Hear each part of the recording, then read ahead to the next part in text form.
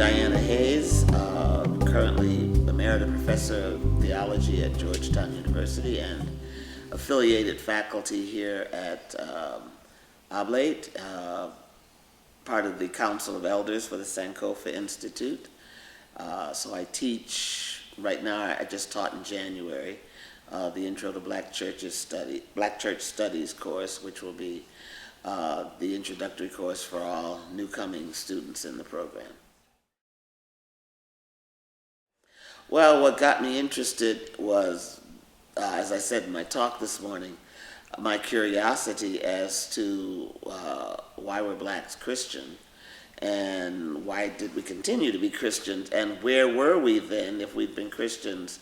You know, did we just become Christians during slavery, which I didn't believe, but then if not, when did we become Christians? When did we, and discovered to my surprise that, of course, the first convert was an African, an Ethiopian, and that Africans had been very much involved with the beginning and development of Christianity from literally the year one, I always say, yeah.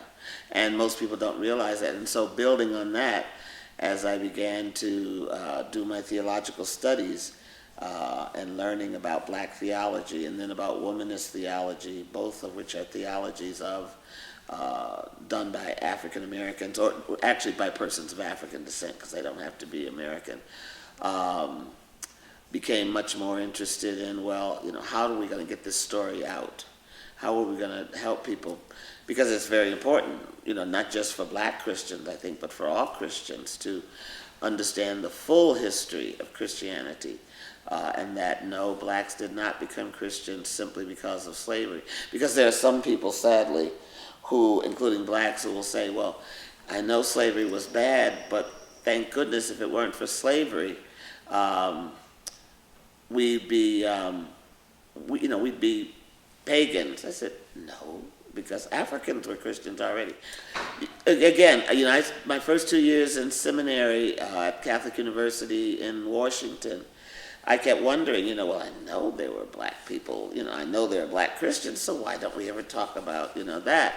And not until I think it was the end of my second or the beginning of my third year when I was introduced to James Cone by one of my professors and discovered black liberation theology.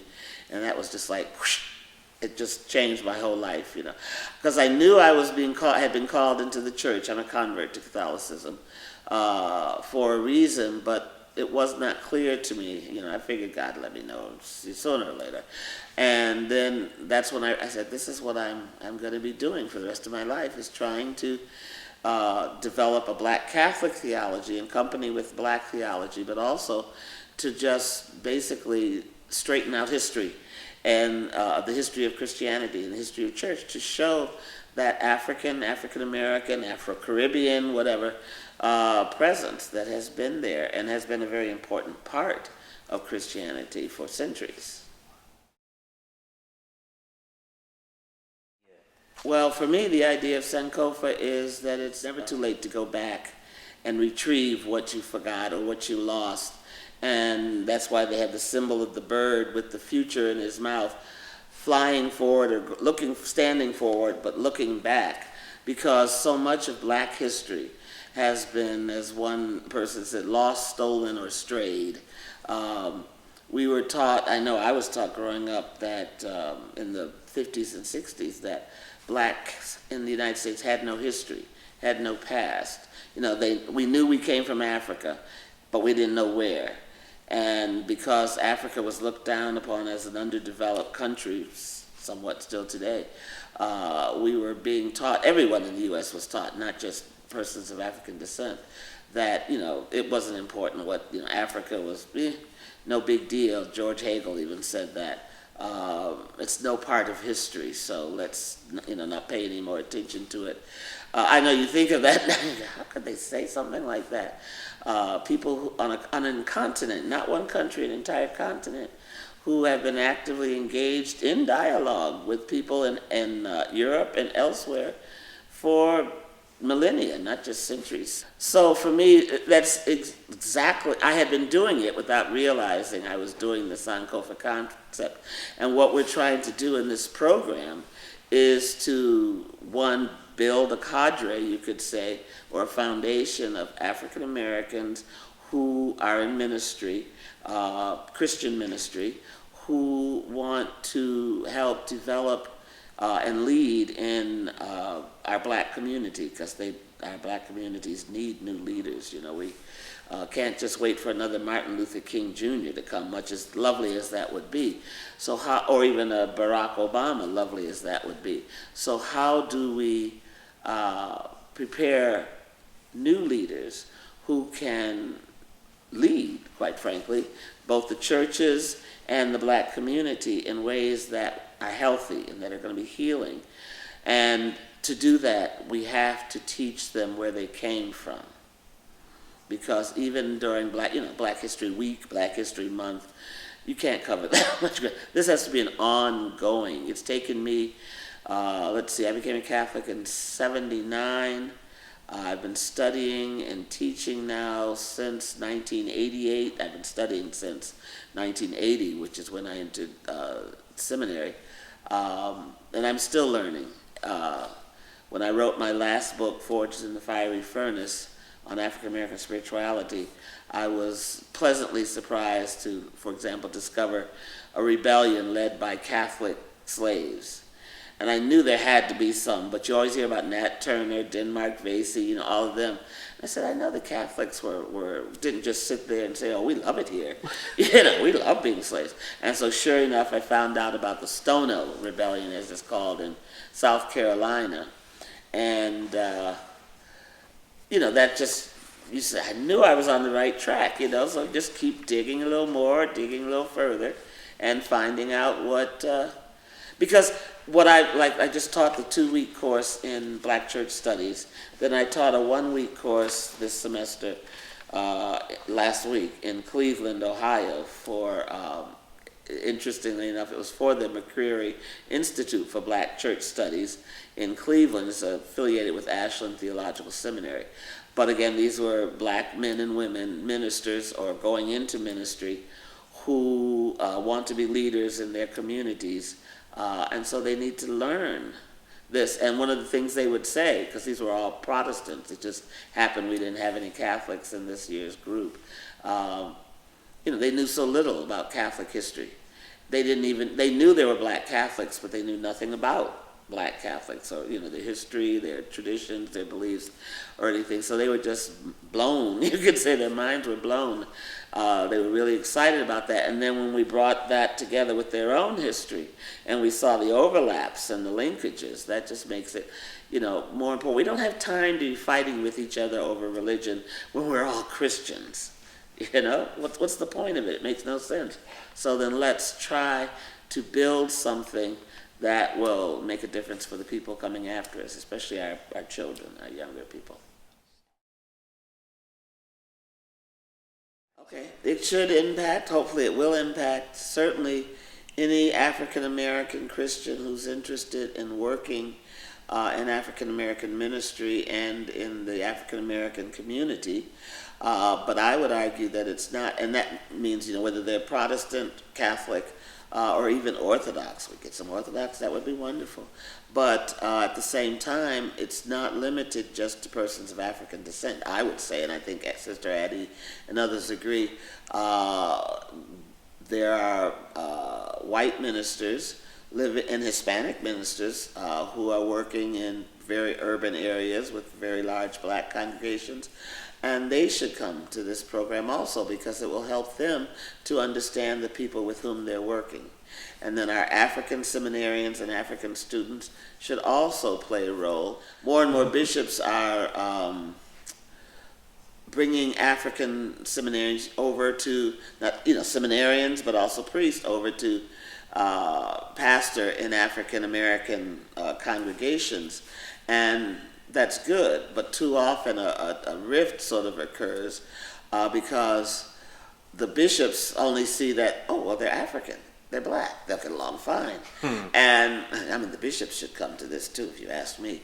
They could use a little education on what it means to be black, because they just see, as many people do, okay, they're all African, African American. Well, a Ghanaian is not a Kenyan, is not a Tanzanian, nor is a black person in Houston the same as a black person in Washington, D.C. So they need to learn that history and that culture, because sadly there has been a tension, I guess I would say, between Africans and African Americans historically, because of the whole issue of slavery and everything.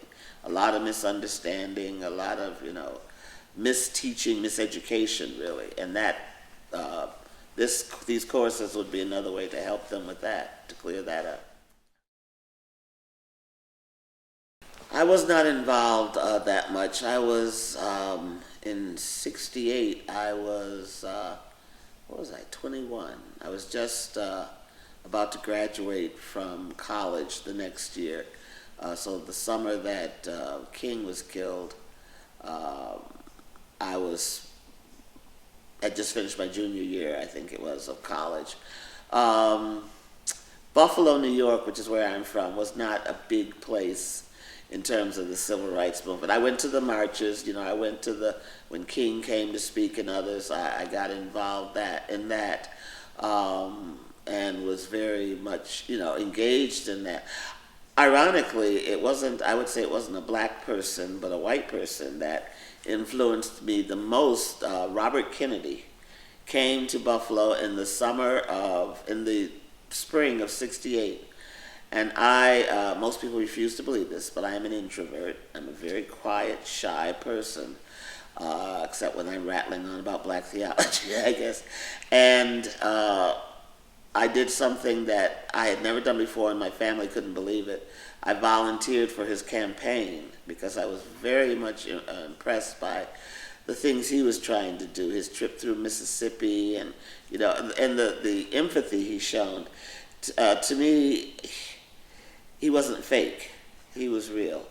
And so I actually call myself a Robert Kennedy Catholic when people ask me, because it was his, even though at that time I was years away from becoming Catholic, and I'd never really thought about it, but it probably did influence me in some way. I volunteered, to go door to door with pamphlets and talk to people, and this is something, to this day I still can't believe I did it. And then I volunteered to work on his campaign in Washington. I had an uncle there who was AME Zion minister and very much involved with the civil rights movement, Reverend E. Franklin Jackson. And he said, well, if they hire you, you can come and stay with your aunt and uncle, and that way I didn't have to worry about money or anything like that. And I got hired. So I went down to D.C. I remember it was my first plane ride, June 5th of 1968. And that night, my uncle woke me up and told me Bobby Kennedy had been killed. So that I never even went to the office. I suppose I should have and said, well, but it was just so devastating to me. But I was majoring in French and German, planning to go into the State Department. And I went back to Buffalo. After that summer. I stayed the whole summer. He got me a job at the post office.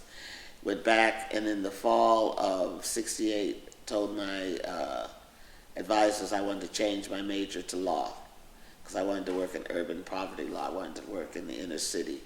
I wanted to make a difference in people's lives, like he was trying to do.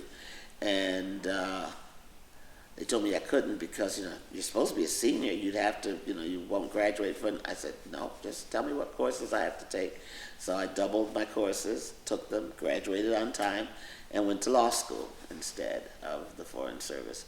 So I would say he had, Martin Luther King, of course, and many others, but it was Bobby Kennedy, that really made me rethink my whole future. And then later, when God called me into the Catholic Church, it was that legal background that helped me to work within the church in terms of the liberation theologies that I wanted to work in. Well, since I happen to know a little bit about it, my fiance is actually from Buffalo. Oh, really? Okay. Yeah, her mother was born and raised in Black Rock. Oh, yes. Kelly, my fiance, lived most of the time in North Tonawanda, but but also in Buffalo proper. And her dad also is from Buffalo. Great. The mom is German, because Black Rock, and dad is Irish. South End, South Park. Yes, sir. That's Buffalo. It's still one of those towns where if you know where someone is, you know what their ethnicity is. And so I wanted to ask about that because, especially in the West, we're not really as familiar with that. There's, there'll be broad swaths of this side is the black side of town, this side is, but in back east, we really do have ethnic neighborhoods. Yep. We have ethnic Very parishes. much so. Exactly. So I was wondering if you could speak to what that was like growing up with that, how that influenced interactions with other communities within Buffalo. Mm-hmm. Well,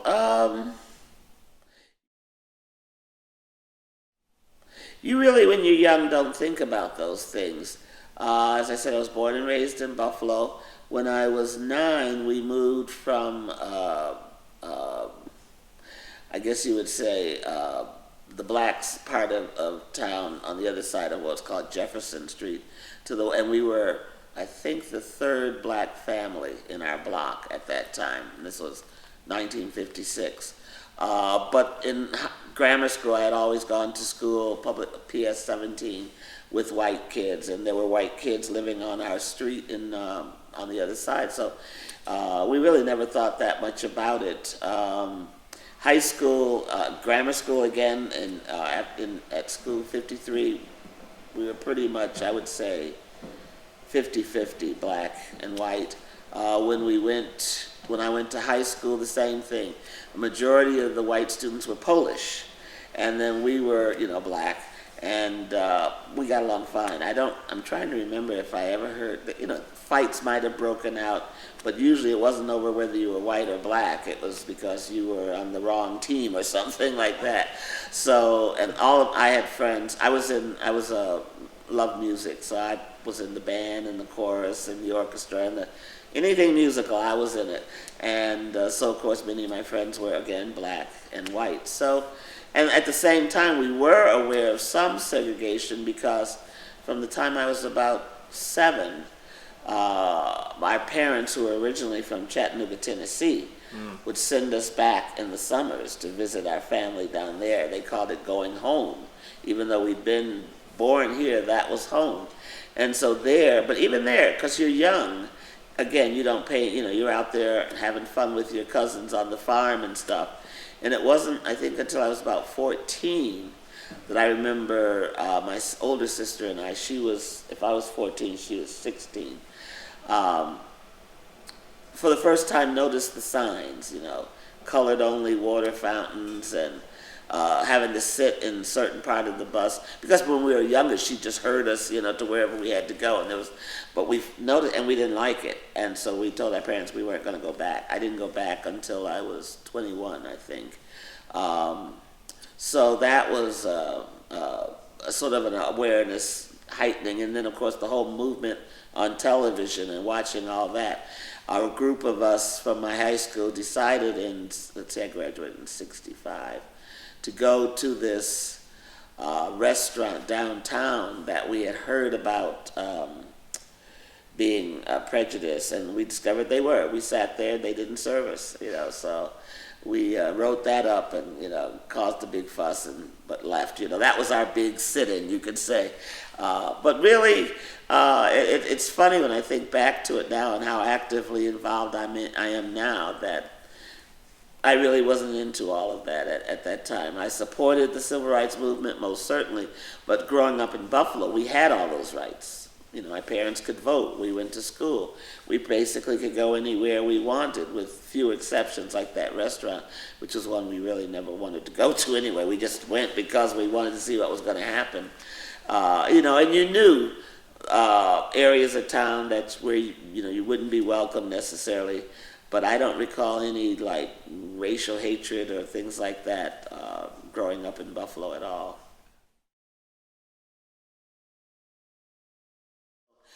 I think the Black Lives Matter movement is very good, but I think we need to re-engage with the churches and with ministry, not in the ways that they take over, because that's also the danger. Older leaders will say, well, now we're going to show you how to really do it. No, this is your movement. You have the right to handle it as you will, but don't shut out what could be one of the greatest forces to help you. You know, and it's sort of it's going to have to be a, what's the word I want to use? Not pick and choose, but for both sides, it's going to have to be a sort of a, okay, we'll reach out to you, and will you reach out to us, and how do we, sort of touchy-feely, I guess you could say, how, well, we're going to, it's almost a dance, until they can come to some basic understandings of what are the needs, what are the desires, what are the hopes and the goals on both sides, and begin to realize that it's not either or sides, but both and sides, because that takes us back to our original Afrocentric understanding of the world, which was both and. So if you're doing a social movement, it should also be a religious movement. We're not activists in the sense that we're going out and marching or demonstrating, though I know there are many of our scholars that are involved in that. As pastors, I have one of my scholars who was in my class this last, a week ago, Adam Carrington, who is the lead pastor in terms of down in Corpus Christi, where they were planning to build a huge bridge that would have gone right through the black neighborhood. And in the past 2 years, even though he was new, to me, I told him he reminded me of Martin Luther King, because King went to Dexter Avenue Baptist Church not knowing, that he was going to be a catalyst for the civil rights movement. And probably most of the people who said, let him lead the Montgomery Improvement Association, did so because he was young and new. So, we don't have time. Let the new kid do it, I never realized. And Adam has done so. He said that trying to get other pastors to come to the meetings and stuff has been very difficult initially, but they won, which I was just astounded. The bridge is not going to be built through the black neighborhood. The people whose houses were torn down or were going to be torn down and condemned are going to be given new housing in other areas. And so now he says the pastors are starting to come now that, because, we want to be in on this too. But that kind of movement. So what we're trying to do in this program is to give them a historical foundation, a religious foundation, so that now, like his paper that he wrote was excellent, where he talked about how this helps him to understand why he was doing what he was doing and how he can further the program. I forget the name of the association, but how he can further that in order to broaden its outreach to more and more people in the black community. So he's living Sankofa, you could say. They are all eminent scholars in their field, leading scholars in their field. Sadly, we're losing one. Dr. Noel is very ill, and apparently there's no hope of recovery, which is just blows your mind, because it was his idea to have this come taste and see, which is such I think a inventive move, Well, let them come, taste, and see what we're offering. And he has not made it to either one because of his illness, sadly. So we're walking in his footsteps, but they are all people that I look up to, whose works I eagerly wait to be published, like Dwight Hopkins with Black Theology, and Cheryl with Womanist Theology. She does so much scripture in so many different areas. I guess you could say we're all groundbreakers. We didn't come into this intending to be groundbreakers, but there was a need, and we tried to fill those needs. and became groundbreakers, I guess. Cool. For that, you really should talk to Sister Addie. Yeah. Father Ron Rolheiser, the president of Oblate, Scott Woodward, the dean of the school, were, as far as I can remember, the main people who talked about this. Once she finished she had taught here before, then spent, I think, 10 years as provincial for her religious order, and then was coming back finally, and I guess she inquired whether they wanted her to come back. And they said, yes, we want to start this program. And that in and of itself is just incredible for basically a predominantly white Catholic institution to want to start a program for persons of color, for African, people, African-descended people. But they were vehement about it, and from what I understand, I was one of the people that Ron had asked to make sure that I was invited, and there were some others, so I was very flattered by that. Our paths crossed. We both graduated from the same university in Belgium, Catholic University of Louvain. So that's been a bond between us, because we talk about our wild experiences over there.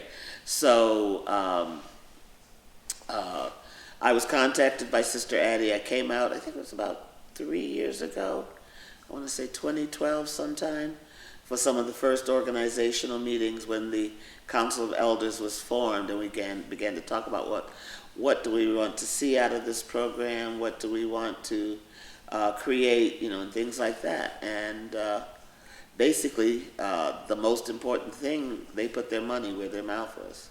Because, people are always talking about starting things and promoting things, but then when you say, okay, we need money, we need this, we need that, it doesn't happen. The whole institution has been so very supportive of this program. Rose Martin, who herself was working on finishing her own DMin at the time, and so many others, many of the pastors, Bishop Vashti McKenzie, the 10th district of the AME Church, has said, all of her seminarians are going to come through this program. So we've gotten a lot of support, the archdiocese and everything. So it's a going program. And really, I would say this year we've had small groups in classes. And now this year we had 7 students all at one time, and that was very good. So we're hoping, and a lot of them came through from last year's Come Taste and See program. So this weekend is sort of a recruiting tool. Okay, why don't you come and see what we're doing and what we're going to be offering you, and see some of the professors who are going to be teaching you. So, and that seems to be working well. So hopefully we'll get another crop out of this one. All right. Yeah. Their past, their present, and their future. I want them to, like I did, find themselves in history, in American history, in Christian history, in world history, and on that foundation be able to build towards something else. Like all the books, I've written 8 books, written 6 and co-edited 2. All of them were done because they didn't exist. I didn't write them for myself, I wrote them because I said, this is what, why can't I find anything on this subject? Okay, then I need to, you hope somebody else will write it. Oh, I guess I'm going to have to write it. Because you get tired of trying to paste all these articles and chapters together. So I need something that's going to cover this whole topic, like my last book on African American spirituality. There are many books on black spirituality, but what I tried to do was take it all the way from Africa to today, and to show that continuity that still existed. So that's what I want. I want them to be able to see that continuity, to experience it, to live it, and then to continue to pass it on to those coming after them. I just hope it continues to grow and blossom. We'd like to connect with other institutions, for example, in Xavier University in New Orleans. Xavier is the only black Catholic university in this country. We have what is called the Institute for Black Catholic Studies, which is in many ways, you could say, almost a forerunner for what this is. It was started to both help Black Catholics retrieve their identity, their history, and look into the future, but also to, you could say, transform white ministers and religious and others who are working in Black Catholic congregations, as pastors. What does it mean to be Catholic? What is the history of Catholics? So what they do a master's program in theology. And what we're hoping is that, because several of our present Black Catholic scholars started at that institute and are now doctors teaching in other universities, and but it's been difficult for them to transition from the institute to a regular university for their PhD or DMin. And we're hoping to do a linkage where they could do, if they wanted to do Xavier, they could then come here for their doctoral studies. And that would be, and then do that with other, like the McCreary Institute that I talked about and others, so that we could eventually around the country have more places. Because that's the problem is, if you're working, you're a pastor, how much time can you take off? How far can you travel to do all of this, and how much is it going to cost you? So where we can develop more scholarship, we have scholarship programs here, very good scholarship programs.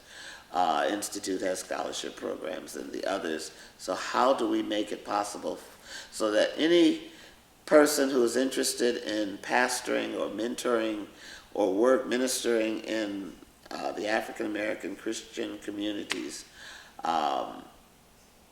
can go and get the education they need, the leadership training, the pastoral, ministerial training, and the academic training that they need to do that.